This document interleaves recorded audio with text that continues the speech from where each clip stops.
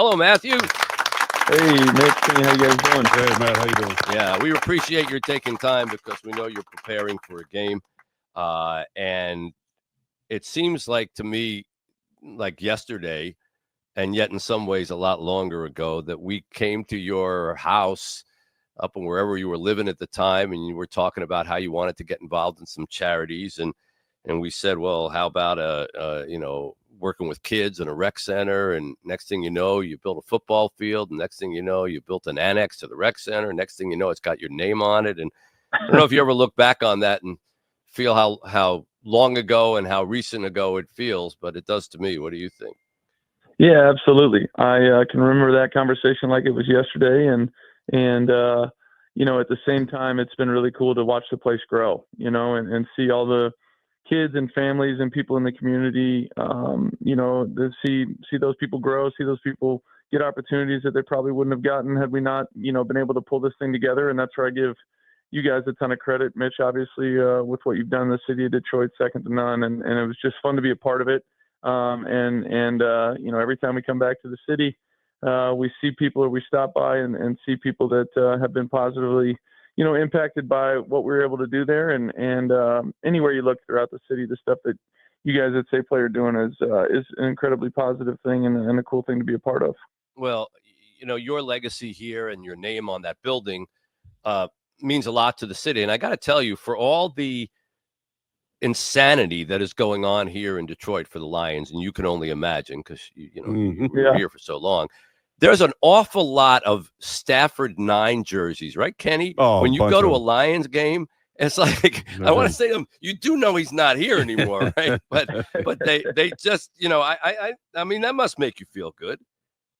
Yeah, definitely. I appreciated my time there very much. I got to know so many people. I felt the support from the fan base for a long time, and I obviously understand, the few times I've been back, the situation that we've been in, and I understand that as well. But no, it is cool to have a lasting impact.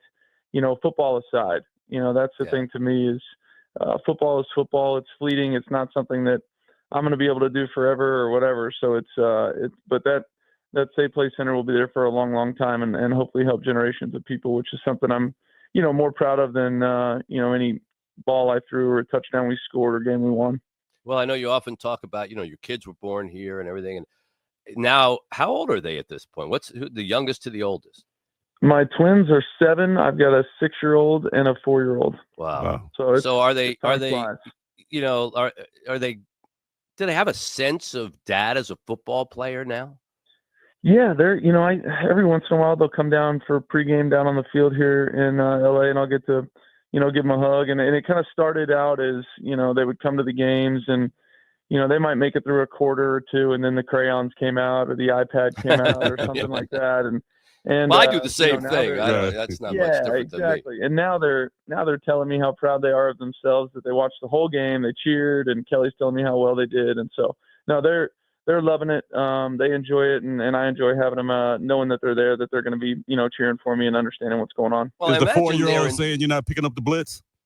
Yeah, she's a tough critic. She's a tough critic. Come on, Matthew, you got to get that ball out. I imagine they're at the age where schoolmates know that you're the quarterback too, and know that they're your kids. Yeah, that's an interesting dynamic. I try to do, normal week.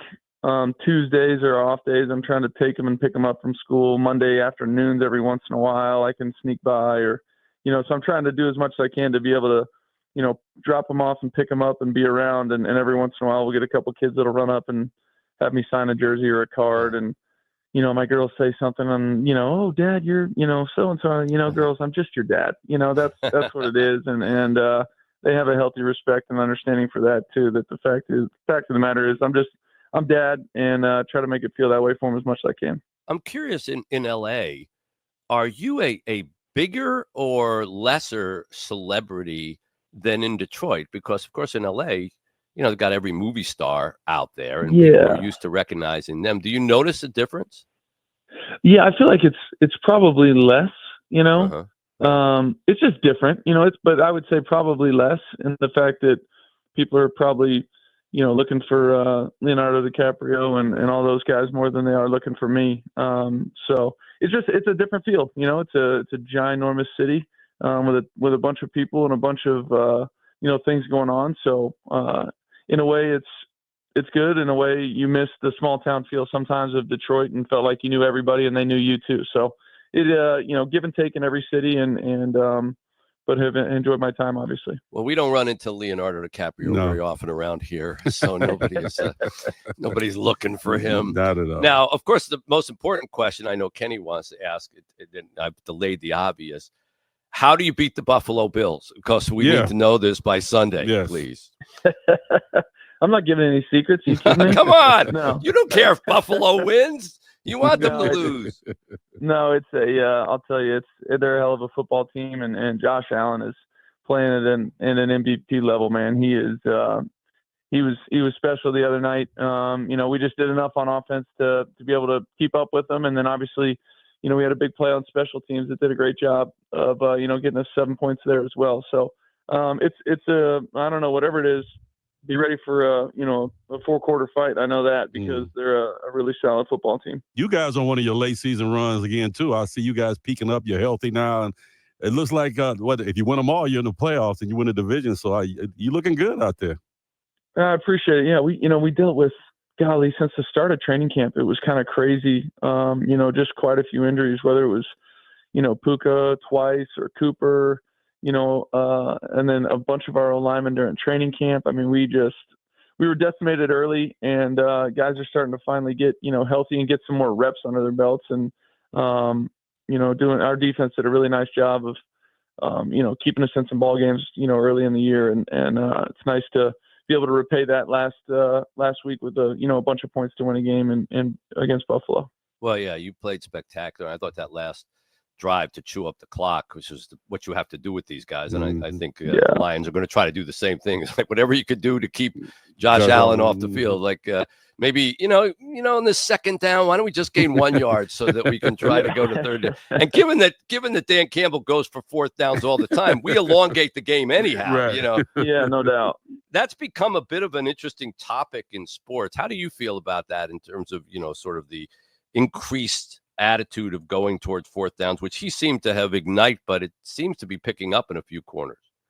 Yeah, I think with all the numbers nowadays, I mean, it's similar to everybody just shooting threes in the NBA. It's like, why would you waste, shooting a mid-range jumper anymore when the analytics tell you to either shoot a three or dunk it? And it's similar, and then I think, like all things, there's a feel element to it as well, right? Like, how is the offense playing? What's the game situation? All those kind of things go into it. And, I think Sean and Dan alike obviously do a really nice job of having good feel for the game and being aggressive. And it paid off for us the other night. Is there a part of you that hopes if you make this run, make the playoffs, that you don't end up playing out in Detroit again, which you've already done a couple times now? No, there's a lot of football to be played, man. I know it's so boring to hear, but we are so 1 week at a time. I don't even allow myself to think about those things, especially on a short week, just doing everything I can to try and be ready to play on a Thursday. But, no, I at this point, the way we started the season, any chance would be a great chance to go out there and extend our season. Well, we can't thank you enough for taking the time. I know what crazy NFL weeks are like, and just giving a shout out to the people of Detroit to help give us again at 855-955-GIVE, 855-955-4483.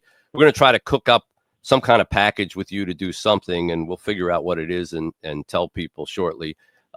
Because you've always been so kind, and honestly, you raise a lot of money, Matthew. Yes, what can I tell you? Well, you may tell your kids I'm just your dad, but around here, it helps raise money for charities. Fundraiser. So, you're a fundraiser. Well, absolutely. We'll figure something out. We'll make sure that we do something to help, get some positive change. And again, I think for the people out there that are thinking about it, man, it's something that has been really rewarding for me and my family for a long time. And I know, whatever you're able to give, it won't be for naught. It'll be a great thing, something you're really proud of. And I'm just happy to be a part of it. So thanks for having me on again. I appreciate it. Great to talk to you, Matthew. Good luck. Thanks, guys.